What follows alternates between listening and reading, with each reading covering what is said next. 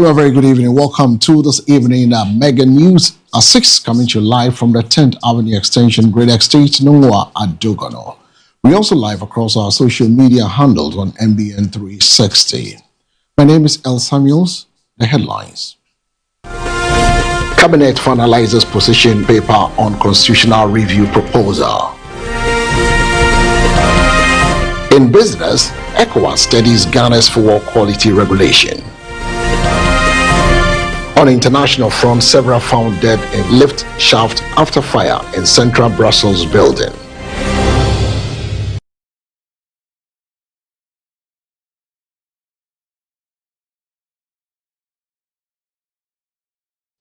This and many other stories coming up. We'll bring you sports, entertainment, as well as business and international stories. Cabinet has finalized its position paper on the Constitutional Review Committee's recommendations, marking a significant step towards proposed reforms aimed at strengthening Ghana governance, democratic institutions, and constitutional framework. The government says Cabinet has completed work on its position paper outlining its stance on the recommendations submitted by the Constitutional Review Committee.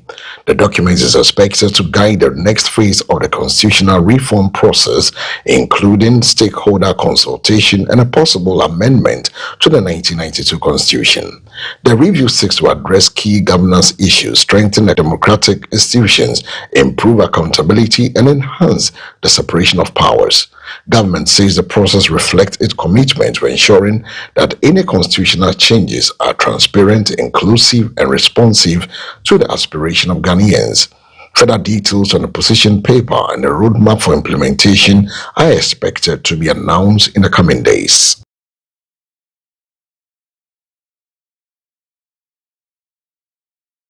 The Vice President, Professor Nana Jino Poku-Agyeman, has called on Ghana's security agencies to strengthen public confidence by upholding professionalism, integrity, and accountability in the discharge of their duties. Vice President Professor Nana Jino Poku-Agyeman has urged Ghana's security agencies to prioritize public trust as a cornerstone of national peace and security. She emphasized that professionalism, respect for human rights, and accountability are essential to fostering stronger relations between security personnel and the communities they serve. The Vice President noted that effective policing and national security depend not only on operational efficiency but also on the confidence and cooperation of the public. She encouraged officers to remain impartial, uphold the rule of law, and carry out their responsibility with integrity and fairness. Professor Poku-Agyeman reaffirms government commitment to supporting the security services with the resources and policy direction needed to enhance safety and strengthen public confidence across the country. The public must have faith in us. They must have so much faith in us that they want to collaborate with us because they believe in what we are doing. That in the end, it's about their own safety. So the perceptions are important. They may not even have any basis in objective reality, but they are important. We must be friendly. We must put ourselves out there for them to know that it's for their benefit that we exist. So I just want to put out there, so we don't exploit people, we don't intimidate people unnecessarily, but we explain the basis of our actions.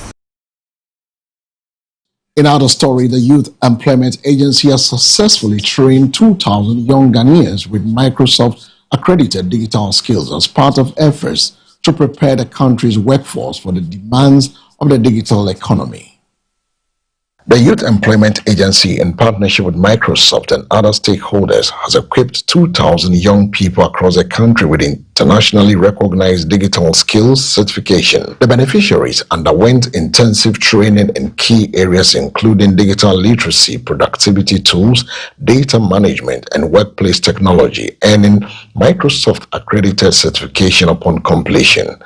Officials say the program forms part of a government-broader agenda to bridge the digital skill gap and empower young people with competitiveness that meets the demands of today's job market. The initiative is also expected to strengthen Ghana's digital transformation drive by creating a workforce capable of supporting innovation, entrepreneurship, and economic growth. The Youth Employment Agency reaffirmed its commitment to expanding digital skills training programs to reach more young people nationwide, ensuring that Ghana's youth remain competitive in an increasingly technology-driven global economy. Our partnership today is simply to kickstart opportunities for 2,000 young people out there who are willing to learn, who are willing to explore the digital space, and who are willing to become tomorrow's leaders. As you all know, our core mandate is to facilitate and coordinate job creation. And for many of you young folks, you know that the new trend in the world is a digital space. It has a plethora of opportunities that remain untapped, and I mean, to defend any point anywhere, today the richest man in the world is a digital man, and that is Elon Musk. And so it's incumbent on us to also take key notice of the advantages with regards to the IT world, and also give opportunities to our younger generation, our colleague young people out there who are willing to learn from that space. And so looking through, I realized that the best option that we have to front it for us is the Ghana Digital Center. In the next few days, the portal will be opened. And if a young man or young lady out there who is willing to learn, as my brother rightly stated, cloud and cyber security, AI development, power platform development, data analytics, and data engineering, you can go onto our website and apply. It's free of charge. No one will take a penny for you. Government is absorbing the full cost. You'll be trained and linked to the job market.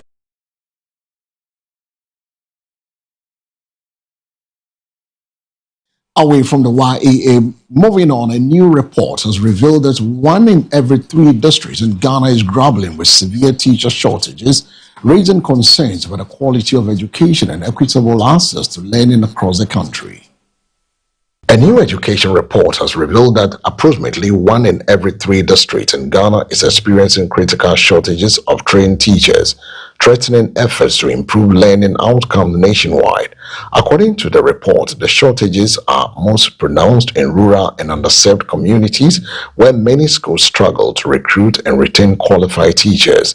The situation has resulted in overcrowded classrooms, increased teacher workloads, and limited access to quality education for thousands of people. Education experts warn that unless immediate measures are taken, the teacher deficit could undermine progress towards achieving inclusive and equitable education for all. Stakeholders are urging government to strengthen teacher recruitment, improve deployment policies, and provide better incentives to encourage educators to accept posting in deprived areas. They are also stressed the need for sustained investment in teacher training and welfare to ensure every child, regardless of location, has access to qualified and motivated teachers. The report serves as a renewed call for collaborative action to address the growing teacher gap and safeguard the future of education in Ghana.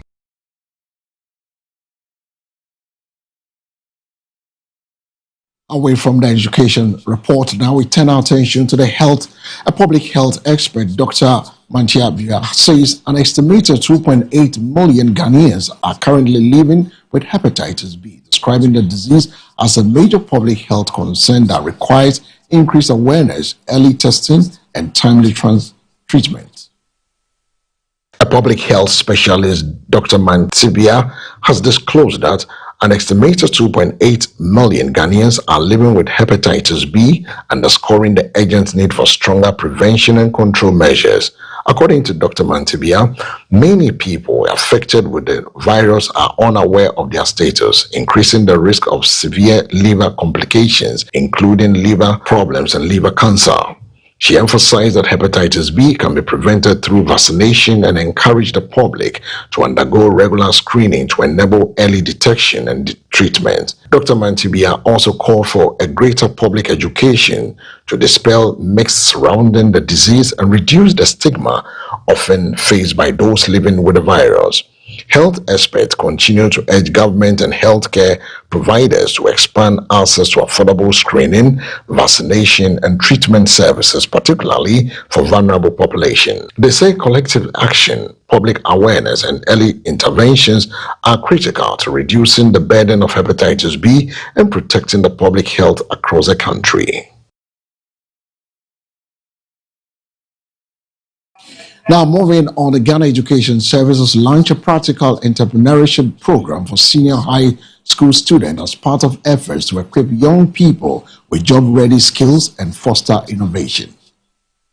The Ghana Education Services began a nationwide rollout of a practical entrepreneurship program for senior high school students to strengthen skills development and promote enterprise among the youth. The program is designed to provide students with hands-on training in business development, financial literacy, innovation, and problem solving, complementing classroom instruction with practical experience. Education officials says the initiative aligns with efforts to transform Ghana's education system by equipping students with the knowledge and skills needed to create jobs rather than solely seek employment. The program will encourage students to identify business opportunities, develop entrepreneurial projects, and apply creative thinking to solve real-life challenges in their communities. Stakeholders believe the initiative will help bridge the gap between education and the labor market whilst empowering the next generation of entrepreneurs. The Ghana Education Service says it remains committed to preparing students with the practical competences needed to strive in an increasingly competitive and technological-driven economy.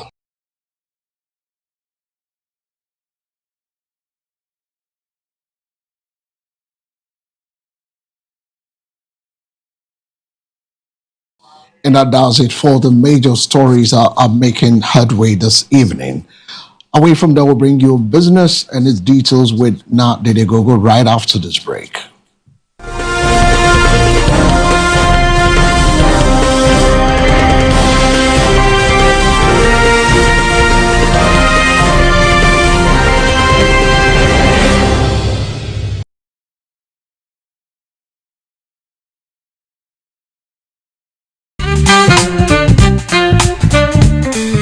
Let me introduce you to Farm Global Company Limited. At Farm Global, we offer you a variety of groceries and provisions to choose from. Cosmetics, perfumes, bed sheets, undies, boxes, you can mention all.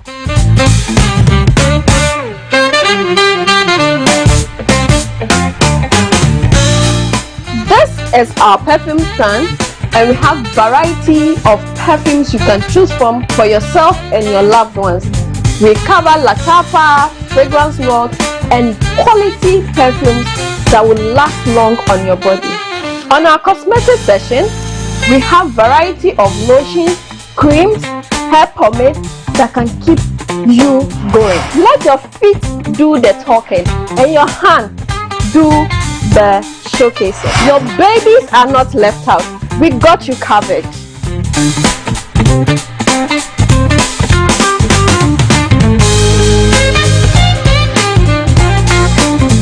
At Farm Global, we make shopping a beautiful experience for you and your family.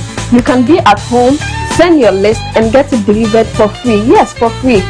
We know you can pay for it, but we want to show appreciation. We bring everything to you at your doorstep. Locate Farm Global on the Nungwabuade Road, just opposite Redeemer Chemist.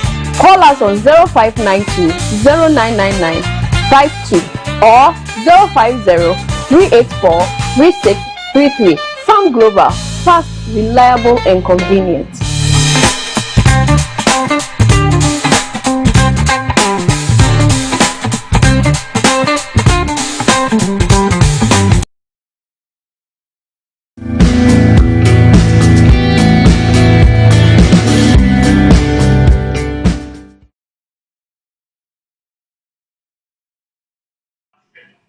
Welcome back from the break. This is the business news with me, Nadi Degogu. In business, the Economic Community of West African States, ECOWAS, is studying Ghana's fuel quality regulation framework as part of efforts to strengthen regional standards for cleaner and safer petroleum products. The Economic Community of West African States, ECOWAS, is examining Ghana's fuel quality regulation model to identify best practices that could be adopted across member states. The study focuses on Ghana's regulatory framework for fuel standards, monitoring systems, and compliance measures aimed at ensuring the supply of cleaner and environmentally friendly petroleum products. Officials say harmonizing fuel quality standards across the region will help reduce harmful emissions, improve air quality, and facilitate cross-border trade in petroleum products. The initiative also seeks to strengthen collaboration among member states in enforcing regulations that protect consumers and support sustainable energy development. Stakeholders believe Ghana's experience in implementing fuel quality standards offers valuable lessons for other countries working to modernize their petroleum sector. ECOWAS say the assessment forms part of its broader commitment to promoting regional integrations, environmental sustainability, and energy security through the adoption of common regulatory standards. Moving on, Ghana is taking significant steps to redefine the future of its mining sector through policies aimed at promoting responsibilities, resources, management, value addition, and sustainable economic growth. Ghana is accelerating efforts to transform its mining industry by implementing reforms that prioritize sustainability, transparency, and greater local participation in the sector. Government officials say the new direction seeks to move beyond the traditional export of raw minerals by promoting value addition, local processing, and increased investment in downstream industries. The strategy also focuses on strengthening environmental protection, improving regulatory oversight, and addressing the impact of illegal mining on forests, water bodies, and farmlands. Authorities believe the reforms will create more jobs, boost government revenue, and ensure that mining contributes more directly to national development. Industry stakeholders have welcomed the renewed focus on responsible mining, urging continued collaboration between government, mining companies, traditional authorities, and host communities. Government says redefining Ghana's mining future will require innovation, sustainable practices, and policies that balance economic growth with environmental stewardship for the benefits of present and future generations.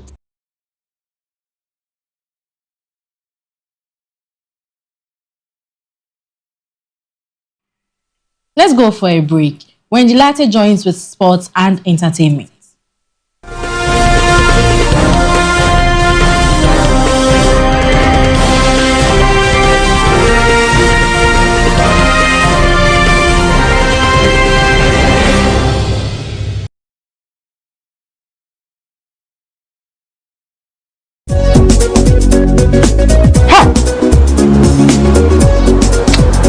So there's some local fast.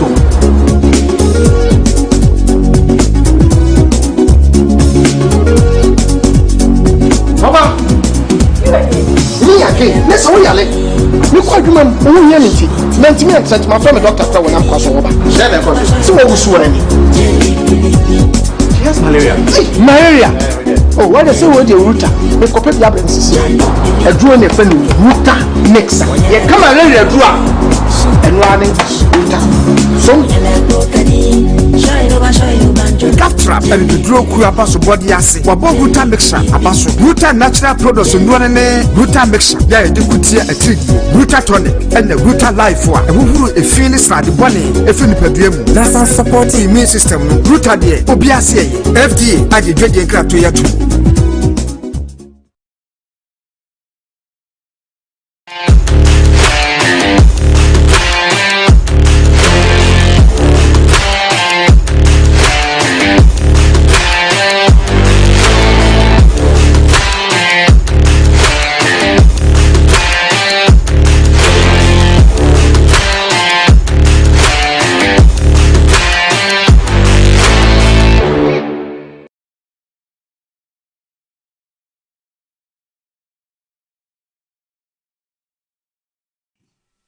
Welcome back from the break. You're still watching Mega News at 6 on MBN TV. And I'm Wendy Latte. Now on the sports desk, Goldfields Ghana has been unveiled as the headline sponsor of the Ghana Women's Premier League in a major boost for women's football in the country. Goldfields Ghana has been named the headline sponsor of the Ghana Women's Premier League, reaffirming its commitment to the growth and development of sports in the country. The sponsorship is expected to provide significant financial support for the league, helping to improve competition, player development, officiating, and the overall standard of women's football. Officials of the Ghana Football Association welcomed the partnership, describing it as a milestone that will strengthen the women's game and create more opportunities for talented female footballers across the country. Goldfield Ghana says the sponsorship reflects the company's commitment to empowering women and investing in initiatives that promote youth development, inclusion, and community impact through sports. Players and club officials have expressed optimism that the partnership will raise the profile of the league, attract greater corporate investment, and inspire more young girls to pursue football as a career. The collaboration marks a significant step forward in the continued growth of women's football in Ghana, with stakeholders hopeful it will usher in a new era of professionalism and sustainability for the league.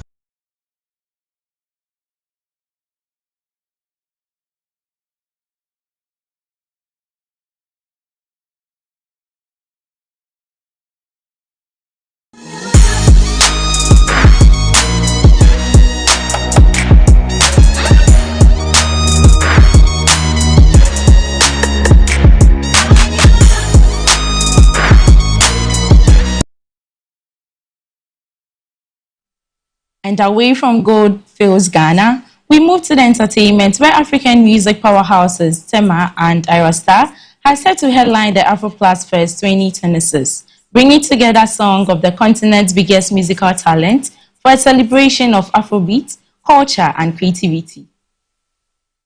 Global Afrobeat stars Tems and Ira Star have been announced as headline performers for the highly anticipated AfroPlus Fest 2026. The festival is expected to bring together leading musicians from across Africa and beyond, celebrating the diversity, energy, and global impact of African music. Organizers say this year's edition will feature a blend of live performances, cultural experiences, and creative showcases aimed at promoting African talent and strengthening the continent's entertainment industry. Tems, known for international collaborations and Grammy-winning success, and Ira Star, one of the leading voices of the new generation of Afrobeat artists, are expected to deliver major performances at the event. Industry observers say the festival reflects the continued rise of Afrobeat on the world stage and the increasing influence of African artists in global music markets. AfroPlus Fest 2026 is expected to attract music lovers,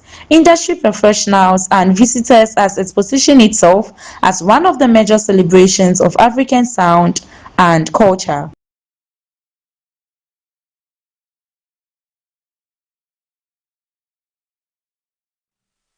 That's it for today on sports and entertainment. Coming up is the foreign news.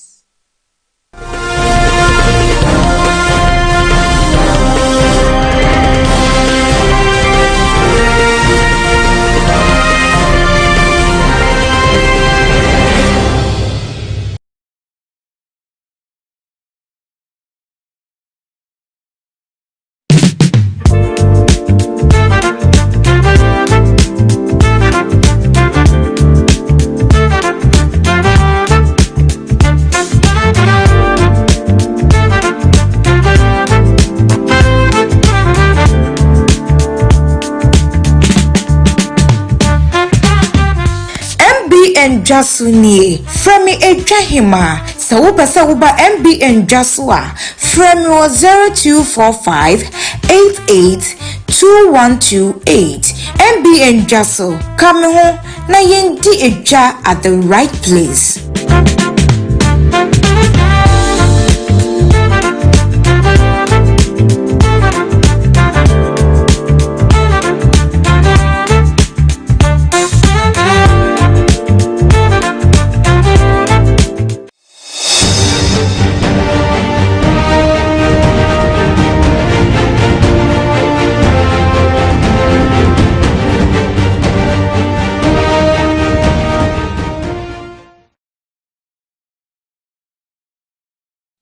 Welcome back from the sports, entertainment, and also the business desk. It's now time to turn our attention to the international front, where several people have found dead in a lift shaft following a devastating fire that broke out in a building in central Brussels. In Belgium, emergency officials say investigations are underway to determine the circumstances surrounding the death and the cause of the blaze.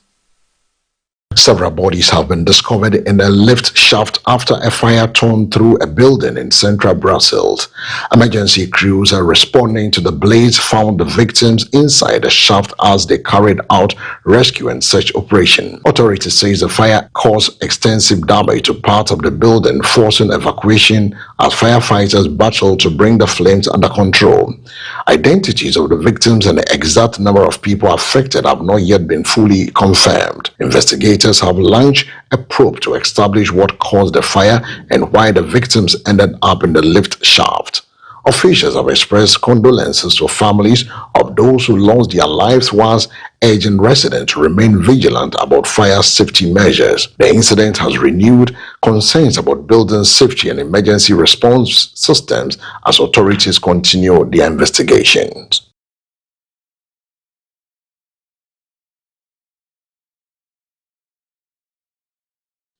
Now from Brussels, in Belgium, we go to the European Union has imposed a restriction on gold import from Sudan as part of efforts to cut off financial channels believed to be supporting the ongoing conflict in the country.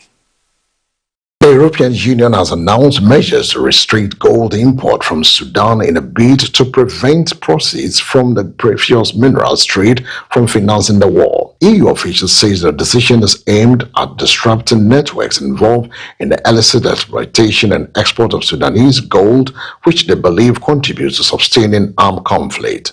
Sudan, one of Africa's largest gold producers, has seen much of its mining sector affected by instability since fighting broke out between Sudanese army forces and the paramilitary rapid support forces. The conflict has triggered a severe humanitarian crisis, with millions of people displaced and facing shortages of food, healthcare, and basic necessity. The European Union says restrictions forms part of a broader sanctions and diplomatic efforts to pressure parties involved in the conflict to end hostilities and pursue a peaceful resolution.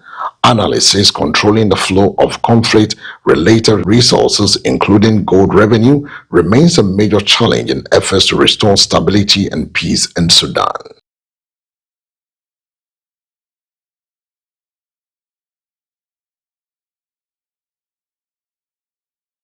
And that's it for this evening bulletin, live and direct from our studios on the 10th Avenue Extension, Greater Estate in Adogono. We're also live across our social media handles on NBN 360. But before we take leave of you, a recap of the stories making headlines. Cabinet finalizes position paper on constitutional review proposal. In business, ECOWAS studies Ghana's fuel quality regulation. On international front, several found dead in lift shaft after fire in central Brussels building.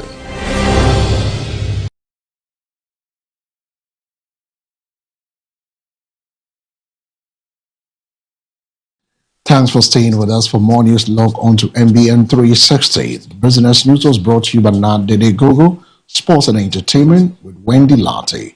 My name is El Samuels. Do have a good evening.